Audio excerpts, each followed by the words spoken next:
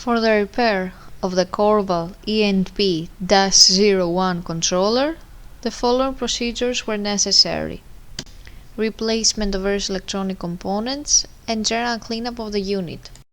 For testing, we have a volt AC power supply, a potentiometer and a multimeter to measure the milliamp output. As we near the set point by manipulating the input signal with a potentiometer, the milliamp output can be seen on the multimeter screen, and it's 4 milliamps. As we get further away from the set point, the milliamp output is 20 milliamp.